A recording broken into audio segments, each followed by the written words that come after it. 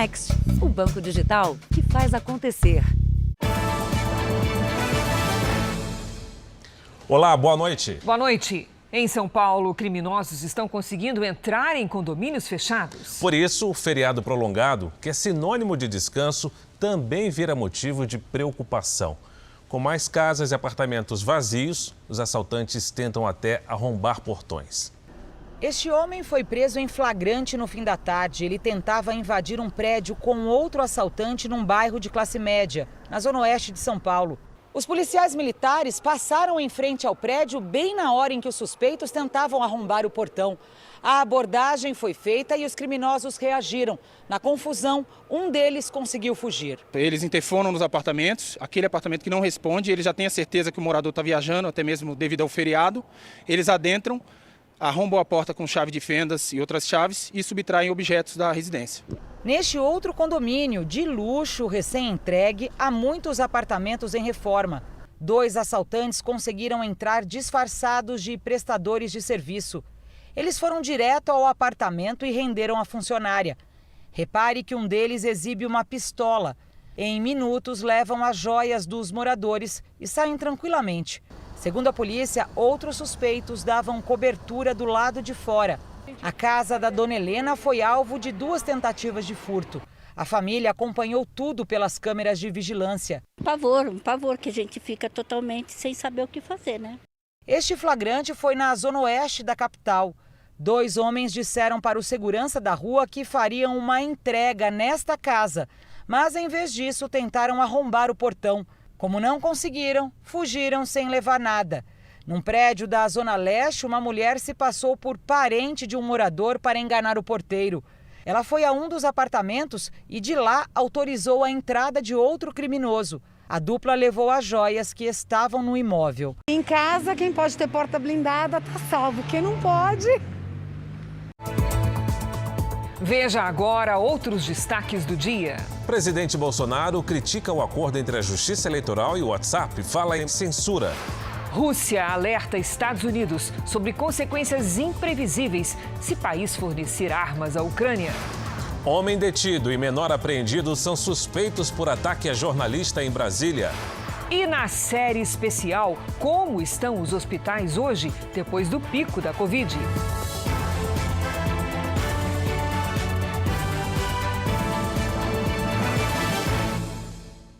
Oferecimento Bradesco. Dinheiro na conta em 3 cliques pelo app.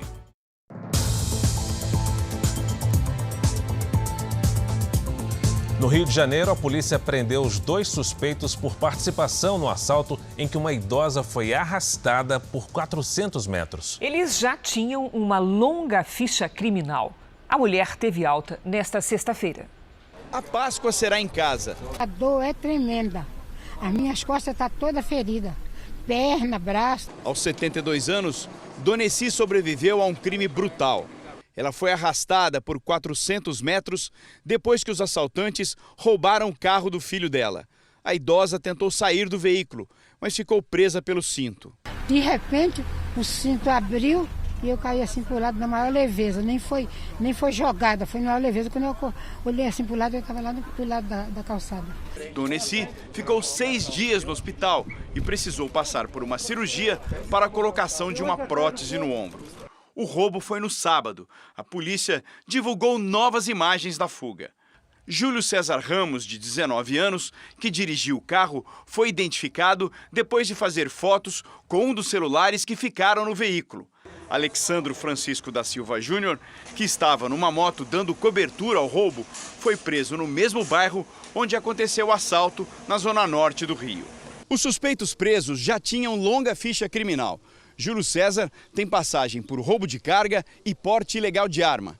Já Alexandro matou um médico quando ainda era menor de idade. Agora, os 2 irão responder por tentativa de latrocínio, porque roubaram e quase mataram a vítima. Eles ficam um tempo presos, voltam de novo às ruas, são presos novamente, então isso realmente chama a atenção, uma coisa que causa revolta até para nós que trabalhamos no dia a dia com essa matéria. Mesmo machucada e com dores, Doneci fez questão de ir à delegacia agradecer o empenho da polícia para prender os ladrões que causaram tanto sofrimento à família. Sensação de justiça feita né, nesse caso.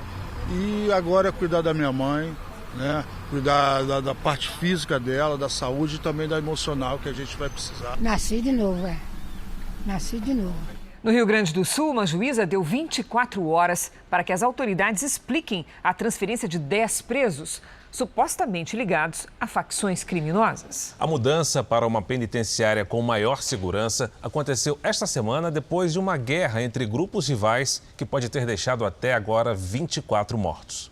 Essa mulher, que não quer se identificar, fala dos momentos de terror vividos na região onde mora. A sensação que a gente teve, tanto eu quanto meu marido e meu filho, foi de que os tiros estavam sendo dentro da nossa casa. Foi uns estampidos muito fortes e foram 2 rajadas de tiros em questão de segundos. Autoridades apontam que a guerra do tráfico é comandada de dentro do sistema carcerário. Por isso, 10 detentos que estavam em prisões na capital gaúcha e que são apontados como líderes de facções foram transferidos para uma penitenciária de alta segurança em Charqueadas, na região metropolitana. Nós temos informações e provas de que estas lideranças têm algum tipo de envolvimento com esses ataques. Agora, essa transferência corre o risco de ser revertida pelo Tribunal de Justiça. Segundo a primeira vara de execuções criminais do Rio Grande do Sul, a transferência deve ser justificada ao Poder Judiciário, ao Ministério Público e à defesa dos presos. Segundo a juíza, até o momento não houve esse tipo de contato. Qualquer movimentação, qualquer pedido no que se refere a este preso tem que ser feito ao juízo de execução. A transferência foi uma ação conjunta de agentes de segurança do Estado. Agora, eles terão 24 horas para apresentar as justificativas. A Secretaria da Segurança Pública e a Secretaria de Justiça, além do Sistema Penal e Socioeducativo, informaram que ainda não foram notificados da solicitação e, por isso, não irão se manifestar. Um grande incêndio num galpão no Porto de Salvador está dando trabalho para os bombeiros. Ainda há focos de fogo no prédio que guardava celulose, material usado na fabricação de papel e altamente inflamável. O incêndio começou de madrugada e se espalhou rapidamente. Pela manhã, 40 bombeiros ainda tentavam controlar as chamas. 3 navios rebocadores foram usados para bombear a água do mar e tentar apagar o fogo. Uma densa fumaça tomou conta de uma das principais avenidas de Salvador. No galpão, havia uma grande carga de celulose, material usado para a fabricação de papel e fraldas. O produto é altamente inflamável. A estrutura do prédio foi comprometida. O teto e algumas paredes desabaram. Quase 15 horas após o início do fogo, o combate a alguns focos do incêndio continua. Uma central de gás aqui perto precisou ser desligada para evitar o risco de explosão. O galpão funcionava havia 45 anos e, segundo o Corpo de Bombeiros, não tem uma licença que atesta a segurança do espaço. Esse documento é um documento obrigatório de ações de sistemas de prevenção de combate a incêndio, que toda edificação deve ter. Inclusive, nessa solidão, vários prédios em Salvador não tem. A Companhia das Docas da Bahia, responsável pelo galpão, não comentou a declaração do comandante dos bombeiros. A Defesa Civil avalia se a estrutura vai precisar ser demolida. Não houve vítimas e as causas do incêndio ainda são investigadas. Depois do período mais grave da pandemia, muitas famílias aguardam para reencontrar os parentes no almoço de Páscoa neste domingo. Só que foi preciso criatividade para preparar o cardápio e driblar a alta dos preços. O Júlio veio ao Mercado Municipal de São Paulo em busca do bacalhau para o almoço de Páscoa, mas acabou saindo com a tilápia. A saída que foi trocar o bacalhau por um peixe mais simples, né?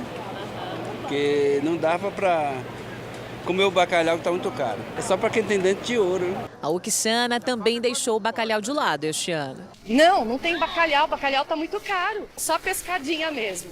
E para fugir dos preços mais altos, as famílias estão diversificando o cardápio. Estão em busca de economia. Até porque os itens mais consumidos na Páscoa tiveram um aumento de quase 4%.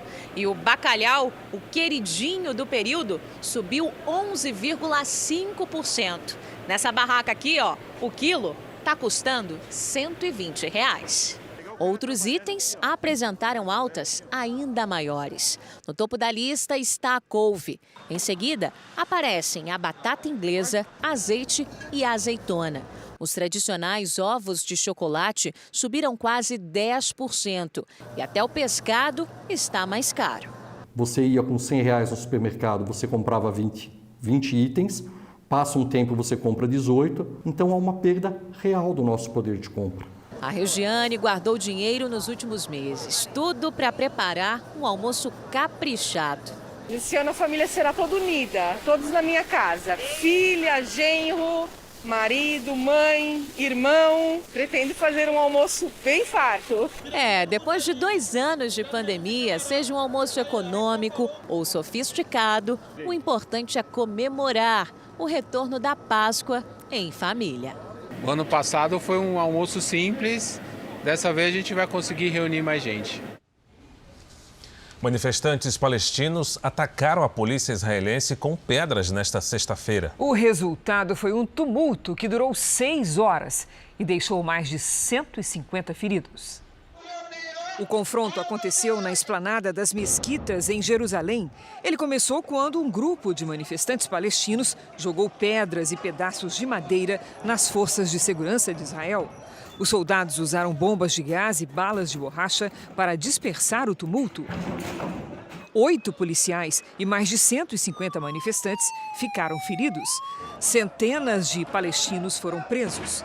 A segurança na região foi reforçada após o confronto. As tensões começaram em 2 de abril, início do período religioso muçulmano do Ramadã. Para os judeus, esta sexta marca o Pessah, feriado religioso também conhecido como Páscoa Judaica.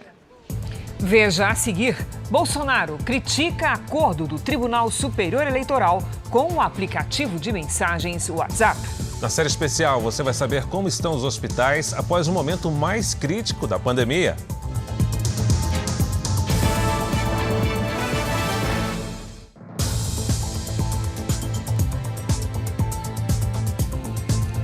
O presidente Bolsonaro participou hoje de um passeio de moto entre a capital paulista e a cidade de Americana, no interior do estado. O presidente chegou a São Paulo pela manhã. No meio de centenas de apoiadores, Bolsonaro subiu em uma moto e seguiu pela rodovia dos Bandeirantes em direção ao interior do estado. No percurso de 130 quilômetros, cumprimentou apoiadores às margens da rodovia e foi seguido por motociclistas. A estrada teve interdições que provocaram congestionamento em São Paulo e Campinas. Por volta de 1 da tarde, o presidente chegou ao local onde acontecia um evento religioso. Assim que desceu da moto aqui em Americana, o presidente Bolsonaro entrou por esse corredor aqui, onde está cercado pelos apoiadores. Ele vem cumprimentando as pessoas. Na sequência, ele vai se dirigir até aquele caminhão que está lá no fundo, onde fala para todos que estão aqui. Ao lado dos ex-ministros Ricardo Salles e Tarcísio de Freitas, Bolsonaro falou por cerca de 15 minutos. O presidente falou sobre um acordo da rede social WhatsApp com o Tribunal Superior Eleitoral. A gigante de tecnologia lançou nesta semana, ainda de forma experimental, um recurso que vai permitir a construção de grupos com milhares de integrantes. Hoje, um grupo de WhatsApp tem no máximo 256 integrantes. O WhatsApp se comprometeu com a Justiça Eleitoral a lançar a ferramenta no Brasil apenas depois das eleições, em 30 de outubro. O WhatsApp passa a ter uma nova política para o mundo, mas uma especial, restritiva para o Brasil. Isso após um acordo com 3 ministros do Tribunal Superior Eleitoral. Cerceamento, censura, discriminação, isso não existe. Esse acordo não tem validade. E nós sabemos como proceder. Se pular de lá vale tudo, pular de cá não é assim. Depois da motociata, o presidente foi de helicóptero para a cidade do Guarujá, no litoral de São Paulo. O Jornal da Record pediu ao WhatsApp que se pronunciasse sobre a fala do presidente Bolsonaro, mas a empresa disse que não tem nada a comentar. O TSE afirma que a decisão de esperar até o fim das eleições para liberar a nova ferramenta é do WhatsApp e não do tribunal, e informou que não vai comentar as declarações do presidente. O pré-candidato à presidência da República pelo PSDB, João Dória, retirou o presidente do partido, Bruno Araújo, da função de coordenador geral de sua campanha. O ex-secretário de governo de Dória e presidente estadual do PSDB de São Paulo, Marco Vignoli, assumiu a função. Em uma rede social, Bruno Araújo se disse aliviado e afirmou que nunca fez questão de exercer o comando da campanha. O deputado federal Daniel Silveira foi flagrado descumprindo uma decisão do ministro Alexandre de Moraes, que o impede de participar de eventos públicos. Ele é réu em uma ação do Supremo Tribunal Federal por ataques e ameaças a ministros do STF. O vídeo mostra o deputado federal Daniel Silveira chegando em uma festa em um clube na Barra da Tijuca, no Rio de Janeiro. Na imagem é possível ver outras pessoas ao lado do parlamentar. A maioria usa bermudas, só Daniel veste calças. Ele é réu em uma ação do Supremo Tribunal Federal por ataques e ameaças a ministros do STF e também é investigado por desobediência. Ao participar do evento, Daniel Silveira descumpriu uma decisão do ministro Alexandre de Moraes que o impede de comparecer a eventos públicos. Daniel Silveira usa uma tornozeleira eletrônica desde o fim de março.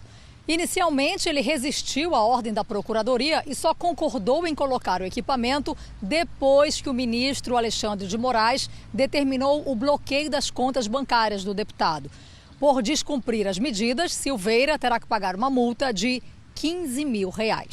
Quando ele descumpre, ou qualquer pessoa descumpre, uma condicionante imposta pelo judiciário, pode ser muito prejudicial. No caso dele, poderia então ser novamente revogada a liberdade dele ou a prisão domiciliar e ele voltar para a prisão encarcerada. Uma outra confusão ganhou destaque. A agressão sofrida por Davi Quintela de Souza, dono do clube onde aconteceu a festa. O empresário foi espancado por outros 2 homens que são policiais militares. Eles brigaram por causa do som no local. Quintela disse que os envolvidos teriam convidado o deputado para a festa. Está marcado para quarta-feira o julgamento de Daniel Silveira no Supremo Tribunal Federal. Na ação, o deputado é acusado de ameaçar a corte e os ministros por meio das redes sociais. Nesta semana, a defesa de Daniel Silveira pediu ao Supremo que o caso seja julgado pela Justiça Militar, já que foi enquadrado na Lei de Segurança Nacional.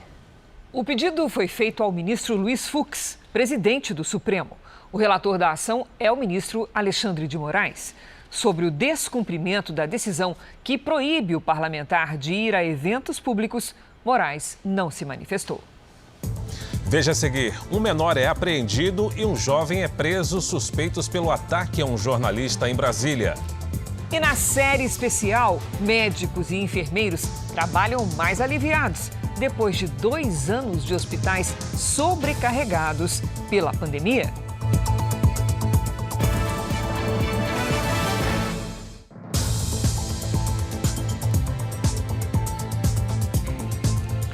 40 mil pessoas foram afetadas pelas enchentes na África do Sul. Autoridades do país afirmam que o número de mortos se aproxima de 400. Nos últimos 5 dias, fortes chuvas têm atingido a região litorânea da cidade de Durban. Estradas e pontes foram destruídas. Milhares de moradores estão sem água e energia elétrica. As equipes de resgate buscam por desaparecidos. Em um raro protesto contra o governo, moradores da cidade chinesa de Xangai saíram às ruas. Os manifestantes são contra o uso de apartamentos como centros de quarentena para infectados com Covid, uma medida adotada pelo governo chinês. Policiais vestidos com roupas de proteção dispersaram a multidão. O número de manifestantes presos não foi informado.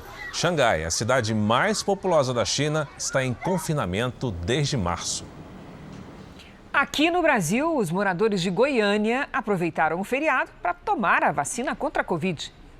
Os postos de saúde ficaram cheios. Paulo trouxe o filho para se vacinar. Tomar a segunda dose já para ficar tranquilo, né? A intenção é acelerar a imunização. que não está no ritmo esperado em Goiânia. Menos de 80% dos moradores maiores de 5 anos tomaram as 2 doses da vacina contra a Covid. Em relação à dose de reforço em adultos, o percentual é ainda mais baixo, pouco mais de 30%. A Secretaria de Saúde acredita que, como os números da doença seguem em queda, a população deixou de priorizar a vacina. Segundo o Ministério da Saúde, em todo o país, 75% das pessoas tomaram a 2ª dose contra a Covid. Quase 38% receberam um reforço. A gente está sempre fazendo esse alerta para mostrar que a 3ª dose ela é extremamente importante para evitar as internações e os óbitos. Nos estudos que a gente tem ainda disponíveis, a maior parte das internações e óbitos ocorrem principalmente em idosos que não tomaram a 3ª dose. Oportunidade, né? Não estava tendo tempo por causa do serviço também. Aí hoje coincidiu com a nossa folga, a gente veio.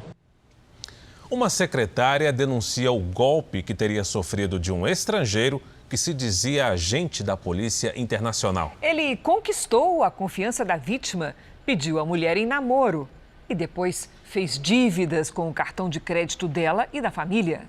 Com um distintivo no peito, ele se apresentava na internet como agente da Polícia Internacional. Foi por meio de uma rede social que o português Bruno Miguel Ventura Pereira Pontes entrou na vida da Fernanda em maio de 2019. Com apenas um mês de namoro, eles marcaram o casamento. Ela chegou a comprar o vestido de noiva e até distribuiu os convites da cerimônia. Ele me tratava bem, me chamava de amor, trouxe aliança.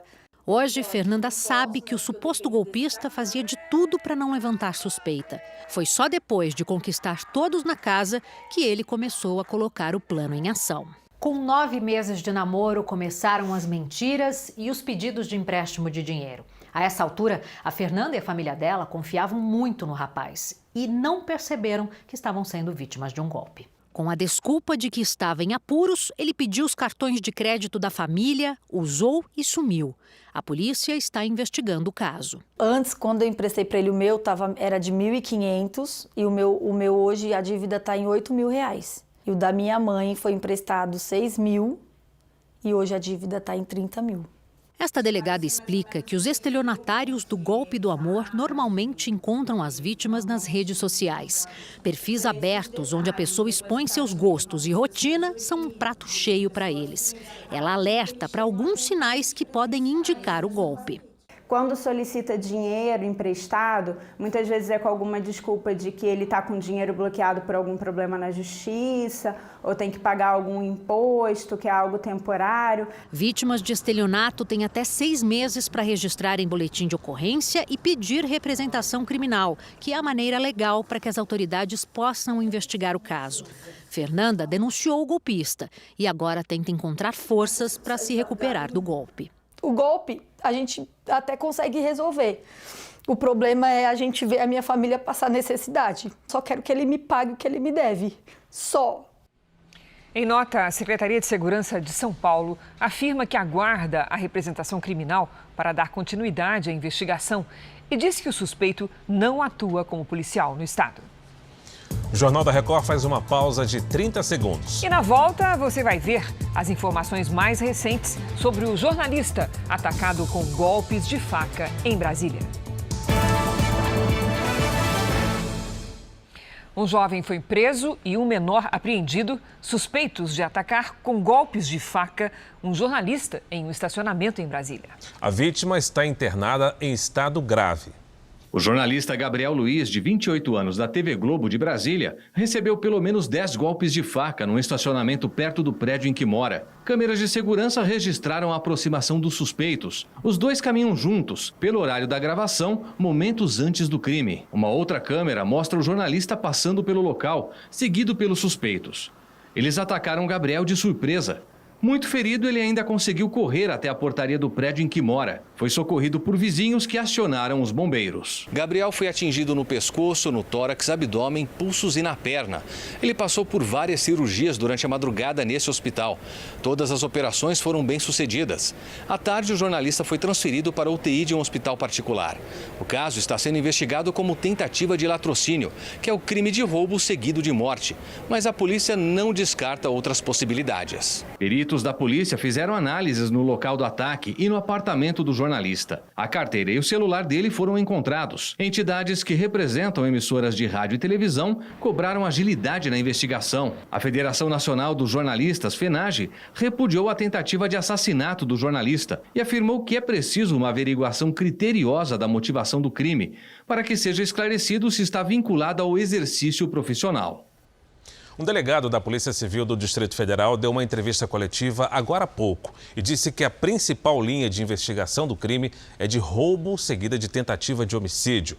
O repórter Matheus Scavazini tem as informações ao vivo de Brasília. Matheus, boa noite. Boa noite, Cris, Fara. O segundo suspeito foi trazido para a 3ª Delegacia de Polícia aqui de Brasília para prestar depoimento. O rapaz tem 19 anos e é ex-morador do bairro em que o jornalista mora e também onde o crime aconteceu. Ele vai ser interrogado a partir de agora. Mais cedo, a polícia já havia apreendido um outro suspeito, um menor de idade de 17 anos, que foi levado para a Delegacia da Criança e do Adolescente. A polícia falou em tentativa de latrocínio, roubo seguido de morte. Os acusados disseram que não conheciam Gabriel. Cris, Fara. Obrigado, Matheus. Um estudo revela que os brasileiros gastam mais com saúde do que o poder público.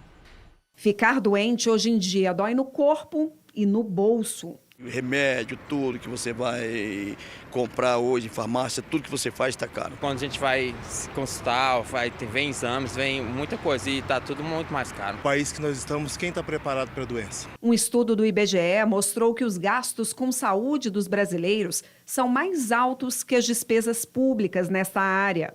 Os brasileiros gastaram em 2019 quase 428 bilhões de reais com despesas de saúde, enquanto as despesas públicas somaram 283 bilhões de reais. Os gastos dos brasileiros corresponderam a 9,6% do PIB, que é a soma dos bens e serviços produzidos pelo país.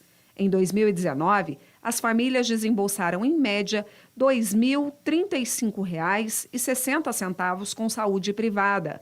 Já o poder público gasta com saúde uma média de R$ 1.349,60 por pessoa. Na comparação com 13 países integrantes da Organização para a Cooperação e Desenvolvimento Econômico, que reúne as economias desenvolvidas, o Brasil é o segundo que menos gasta proporcionalmente em saúde. Perde apenas para o México. Para este economista, a deficiência nos serviços prestados pelo Estado faz crescer ainda mais a necessidade de atendimentos do setor privado, inacessível para grande parte da população. Vai sendo levado a buscar um ambulatório, quando tinha que buscar um hospital, né? Vão criando condições bem precárias de atendimento e a população é que sofre. Então, isso tudo é uma questão de política pública mesmo, de saúde. Né? Deveria ser focado mais nesse atendimento das pessoas mais carentes, mais necessitadas. Né? Termina hoje às 11h59 o prazo para pedir a isenção da taxa de inscrição no Exame Nacional do Ensino Médio, o Enem. Vamos ver aqui quais os estudantes podem pedir essa isenção. Quem já concluiu ou vai concluir este ano o ensino médio em escola da rede pública. Quem estudou como bolsista integral em escola particular, quem tem renda igual ou inferior a um salário mínimo e meio, ou ainda quem declarou situação de vulnerabilidade socioeconômica, ou seja, faz parte de uma família de baixíssima renda. O site para fazer o pedido da isenção é o enem.inep.gov.br. O governo dos Estados Unidos afirmou hoje ter a informação de que o navio de guerra russo, afundado nesta quinta-feira na costa da Ucrânia, foi atingido por 2 mísseis ucranianos. Já a Rússia voltou a atacar as cercanias da capital Kiev e alertou os americanos que o fornecimento de armas à Ucrânia pode levar a consequências imprevisíveis. Segundo o Ministério da Defesa da Rússia, os ataques com mísseis contra instalações próximas a Kiev vão aumentar. O desta sexta-feira tinha como alvo uma fábrica que, de acordo com os russos, era usada para fabricar e reparar mísseis.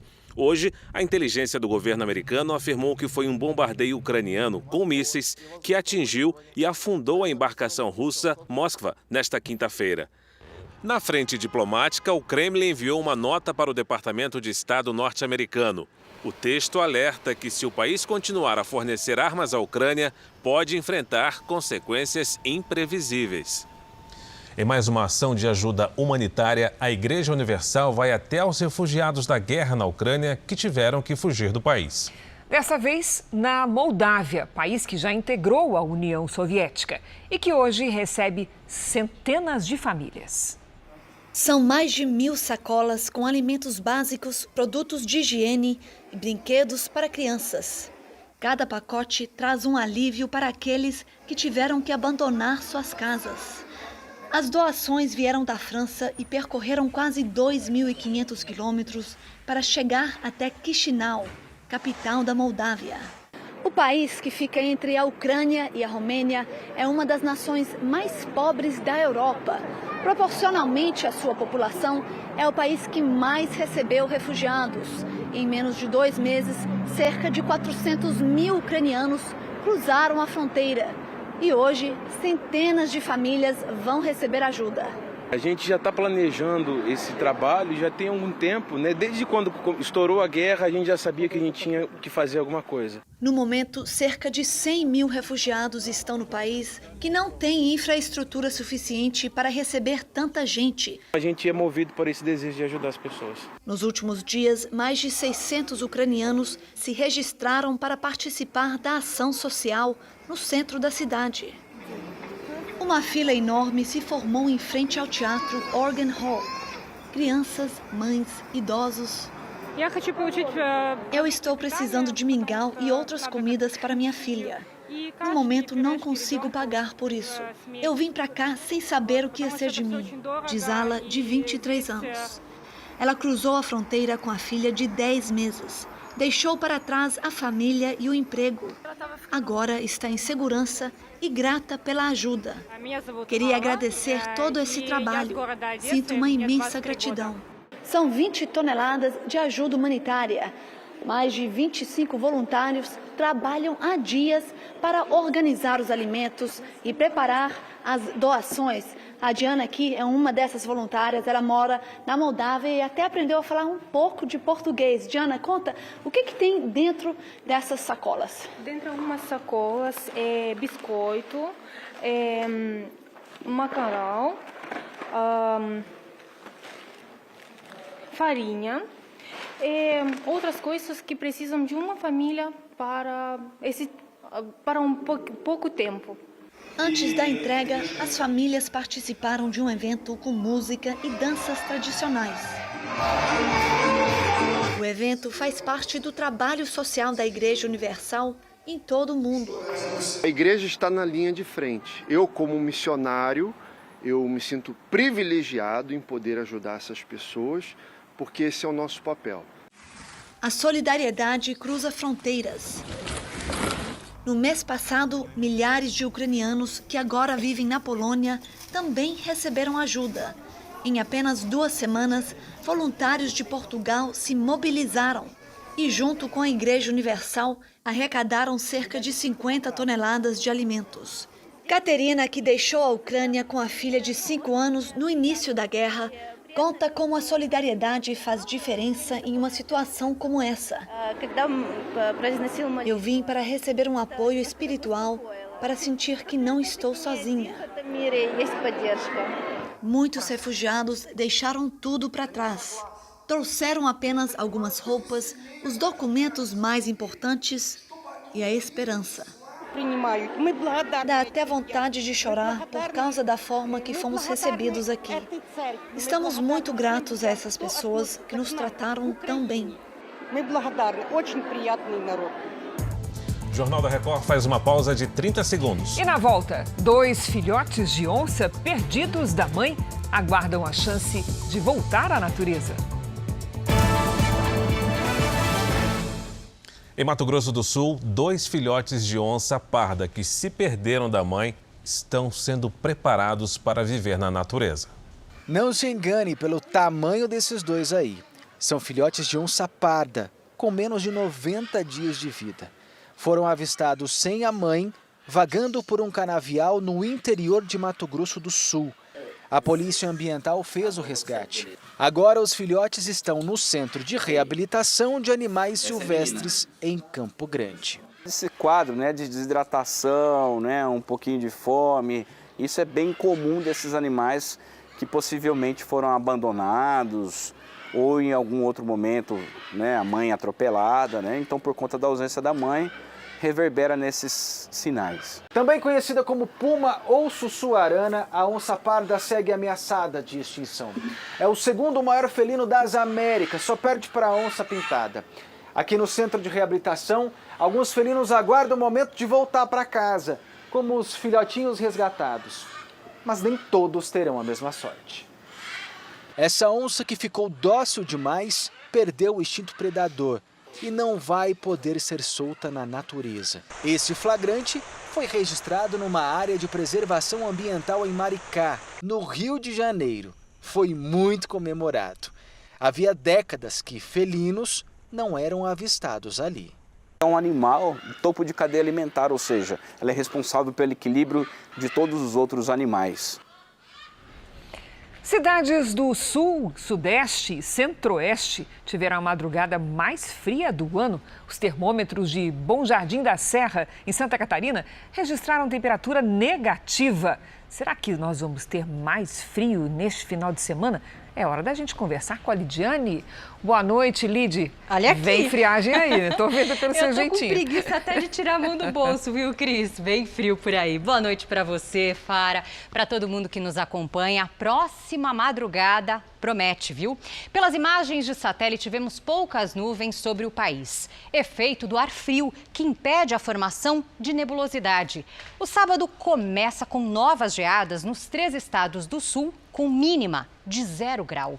E a frente fria que deixou rastro gelado no sul e temperaturas mais amenas no sudeste e centro-oeste, agora segue em direção ao nordeste. Há risco de chuva volumosa no Espírito Santo, no norte de Minas Gerais e também no sul da Bahia.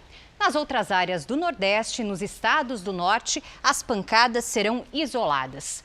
Do Rio Grande do Sul até o interior de Minas, passando por Mato Grosso do Sul, dia ensolarado e frio. Em Porto Alegre, máxima de 22 graus. No Rio de Janeiro faz 25. Em São Luís e também Rio Branco, até 30.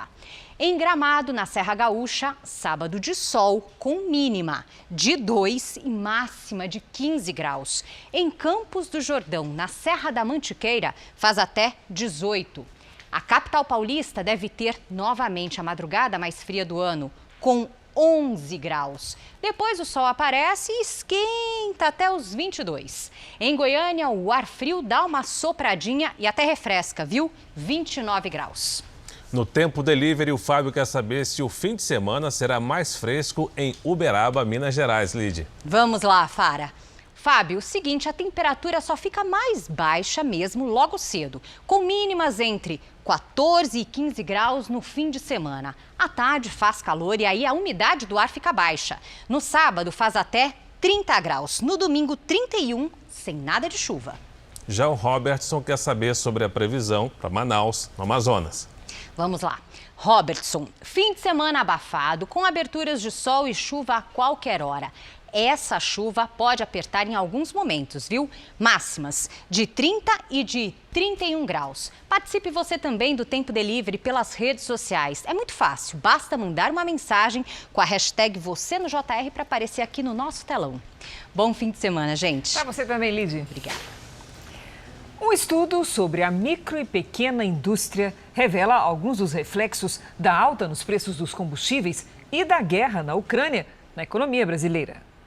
Rafael tem uma confecção de onde saem uniformes para profissionais da área da saúde, principalmente jalecos e roupas cirúrgicas.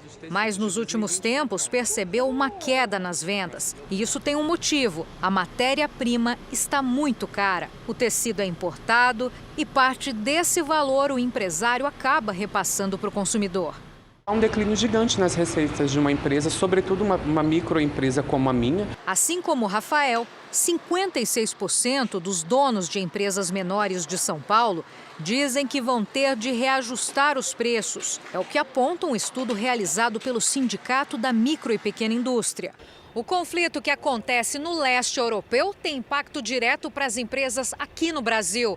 Com a economia entre países cada vez mais integrada, os empresários que enfrentaram a pandemia agora devem lidar com novos desafios que podem se arrastar por meses. Quase 60% dos empresários acreditam que a alta no preço dos combustíveis vai reduzir os lucros da empresa. E 31% acham que vão ter de interromper os negócios ou adiar investimentos. Você tem hoje em todos os setores econômicos, em todos, problema de abastecimento, de custo, de inflação, de diminuição de produção.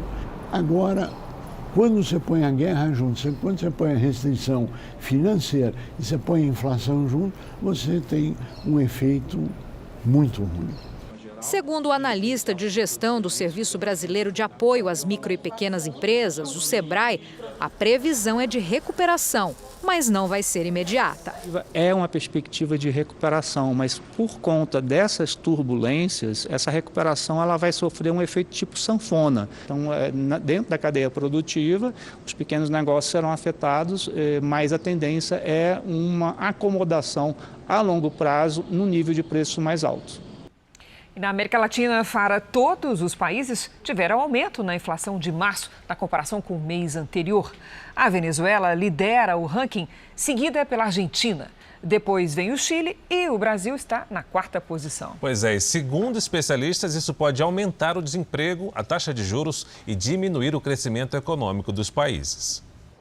A Venezuela registrou alta de 10,5% em relação a fevereiro. Em seguida, aparece a Argentina, com 6,7%. O Chile compõe o pódio, com boa margem de diferença, 1,9%. E o Brasil aparece na 4ª posição, com 1,6%. Mas o cenário muda quando os números são referentes ao acumulado de 12 meses. A Venezuela continua disparada na liderança, com 251%. A Argentina aparece com 55,1%. O Brasil ocupa o 3º lugar, com 11,3%, seguido do Paraguai, com 10,1%. Todos os outros países latino-americanos também tiveram aumento nos preços. Especialistas afirmam que a alta foi influenciada pela guerra na Ucrânia. Os preços internacionais de produtos agropecuários e minerais subiram, elevando assim o preço final dos alimentos e combustíveis. E isso não foi só na América Latina. Na América Central e na América do Norte também houve avanço dos preços. A maneira mais clássica para combater a inflação é aumentar os juros, o que tem acontecido, inclusive, no Brasil. O mundo vai crescer menos, vai crescer em 2022, mas isso pelo menos controla a inflação e depois você volta a crescer no ano que vem, se não tivermos um novo choque. O mundo precisa desse remédio, chamado de taxa de juros mais altas. Aqui nos Estados Unidos, a inflação chegou a 8,5% em março, no acumulado de 12 meses. É o nível mais alto para o período de um ano, desde dezembro de 1981. Em relação a fevereiro, o país registrou alta de 1,2%.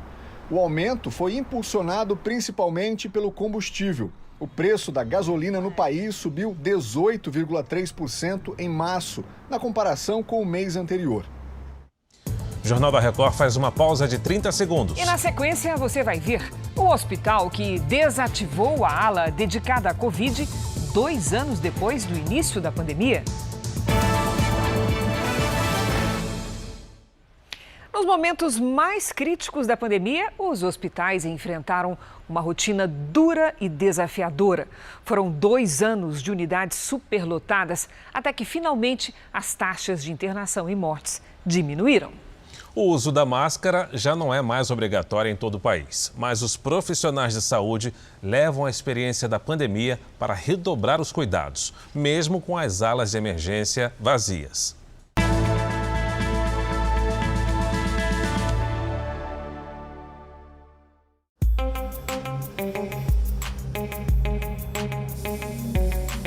Às vezes ela sufoca, ok, mas a máscara trouxe sensação de segurança, não é mesmo?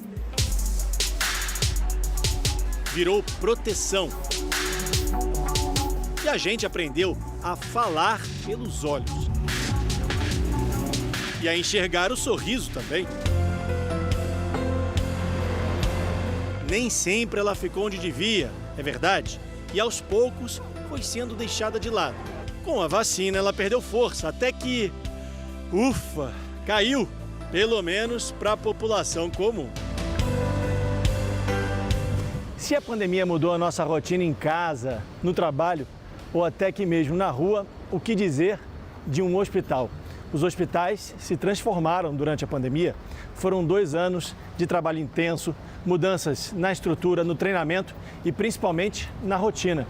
Como, por exemplo, o uso de máscaras, que todo mundo vai continuar usando mesmo depois que a pandemia acabar, seja paciente ou médico. Esse aqui é o Hospital Mário Palmério, Hospital Universitário, ou MPHU.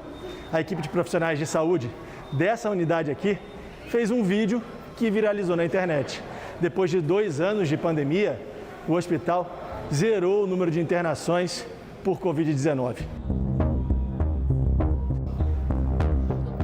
Pela primeira vez no hospital, depois de 2 anos de pandemia, a gente ficou sem pacientes, pensou em fazer alguma coisa até para agradecer, para motivar a equipe que tanto sofreu nesse período. Para quem não viu o vídeo ainda, dá uma olhada aí.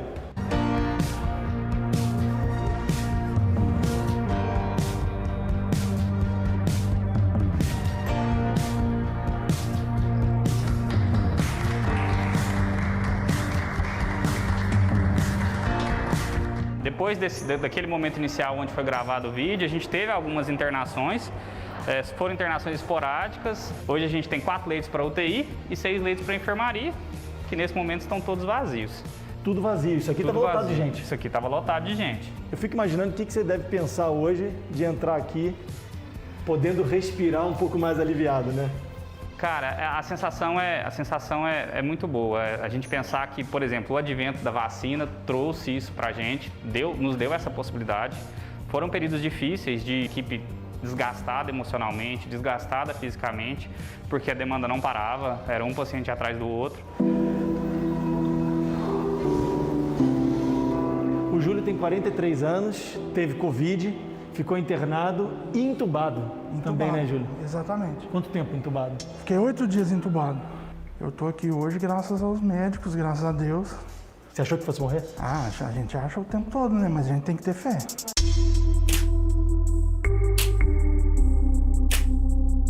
O que o senhor sentiu quando a equipe de enfermagem gravou aquele vídeo da UTI vazia, eles desligando as luzes, fechando as portas? O senhor que é o chefe da UTI, o que o senhor achou disso? Eu te confesso que eu assisti o vídeo sozinho. E o sentimento ali foi bem íntimo, sabe? Porque eu vi ela abrir. Eu vi o primeiro doente chegando, né? E a gente vê aquelas portas se fechando, a mente da gente volta. E muita coisa a gente passa a reviver. Então eu tive que assistir o vídeo sozinho. Te emocionou? Muito, bastante.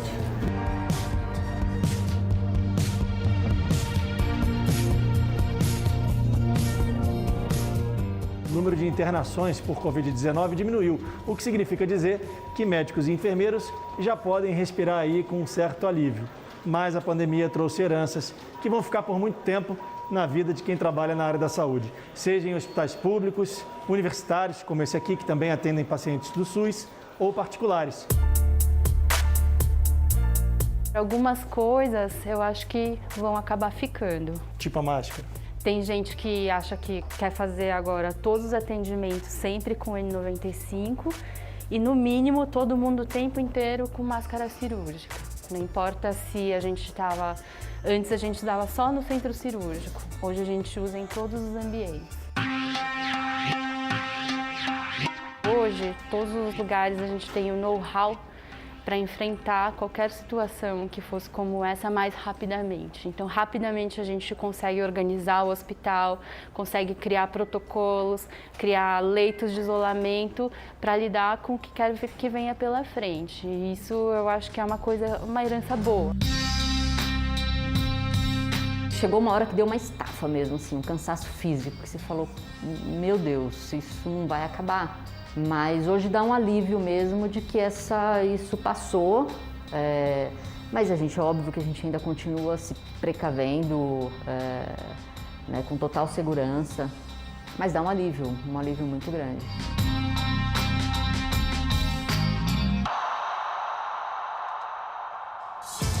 O Jornal da Record termina aqui. Outras informações na nossa edição da 00:30. Fique agora com Reis e logo em seguida você assiste a Jesus, a série. Eu espero você amanhã. Até lá! Excelente noite para você e um bom fim de semana.